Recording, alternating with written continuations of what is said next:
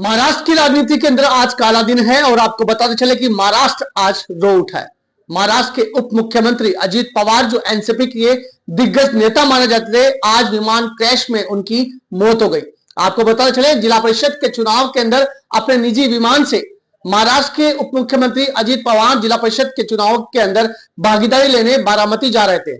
अचानक विमान क्रैश होने के बाद में 5 लोगों सहित उनकी मौत हो चुकी। विमान पूरी तरह से क्षतिग्रस्त हो चुका था। आगे का पूरा हिस्सा और पूरा ढांचा खत्म हो चुका था। अब जानते हैं महाराष्ट्र के मुख्यमंत्री अजीत पवार की पूरी बायोग्राफी आवाज न्यूज के साथ। महाराष्ट्र की राजनीति में पिछले 3 दशकों से एक दूरी बनकर रहने वाले उप मुख्यमंत्री अजीत पवार का 28 जनवरी 2026 की सुबह निधन हो गया। 66 वर्षीय पवार, जिन्हें उनके समर्थक प्यार से अजीत दादा बुलाते थे, बारामती में एक विमान हादसे का शिकार हो गए। उनके निधन से न केवल महायुति सरकार बल्कि समूचे महाराष्ट्र के सार्वजनिक जीवन में एक बड़ा शून्य पैदा हो गया है। अजीत पवार ने 1980 के दशक में महाराष्ट्र के शक्तिशाली सहकारी क्षेत्र कोऑपरेटिव सेक्टर के जरिए राजनीति में कदम रखा। 1982 एक सहकारी चीनी कारखाने की बोर्ड सदस्य के रूप में शुरुआत। 1991 पुणे जिला केंद्रीय सहकारी बैंक के अध्यक्ष बने, जहां वे अगली 16 वर्षों तक रहे। संसदीय सफर। 1991 में पहली बार बारामती से लोकसभा सांसद चुने गए, लेकिन बाद में अपने चाचा शरद पवार के लिए सीट छोड़ दी। इसके बाद वे बारामती विधानसभा से लगातार 7 बार विधायक चुने गए।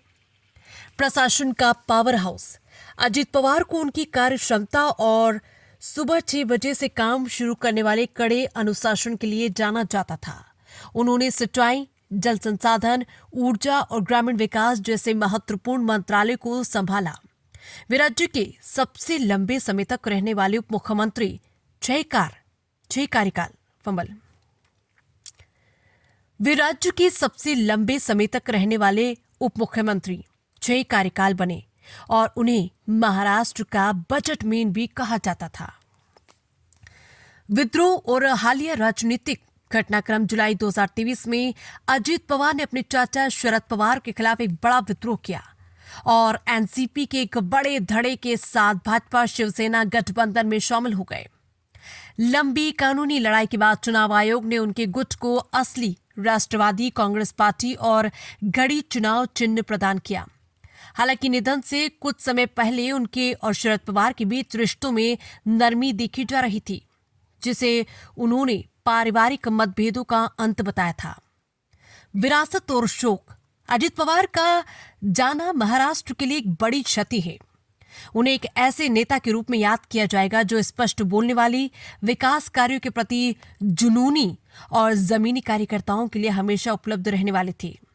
बारामती, जिसे उन्होंने एक आधुनिक शहर के रूप में विकसित किया, आज अपने सबसे प्रिय नेता के खोने पर शोक संतप्त है।